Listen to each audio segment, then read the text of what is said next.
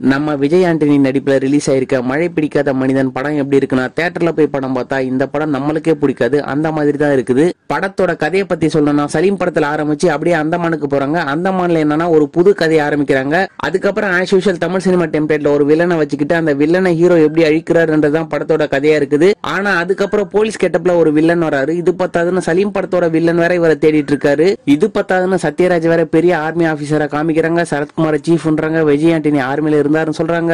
சலீம் படத்தோட கண்டினியூவேஷன் சொல்லிட்டு ஸ்டார்டிங்லேயே சொல்லிட்டாங்க. ஆனா சலீம் படத்துல விஜய் ஆண்டனி டாக்டரா தானடா இருந்தாரு, எப்படா ஆர்மிக்கு போனாரு? படத்தோட கதையே ஒண்ணும் புரியல. இதுல பார்ட் 2க்கு வேற லீடு கொடுத்திருக்காங்க. அதுல என்ன பண்ண காத்திருக்காங்கன்னு தெரியல. படத்துல நடிச்ச நடிகர்கள் எல்லாருமே நல்லா நடிச்சிருந்தாங்க. ஆனா விஜய் ஆண்டனி இன்னும் கொஞ்சம் நல்ல கதையா பார்த்து சூஸ் பண்ணி நடிக்கணும். உங்களுக்கு லாஜிக்கே இல்லாம ஒரு ஆக்ஷன் படம் பார்க்கணும்னா தாராளமா தியேட்டர்ல ஒரு தடவை போய் பார்க்கலாம், இல்லனா வெயிட் பண்ணி OTT-ல பார்க்கலாம். இந்த மழை பிடிக்காத மனிதன் படத்தோட ரிவ்யூ உங்களுக்கு பிடிச்சிருந்தா இந்த வீடியோக்கு லைக்கா போட்டு விட்டுருங்க.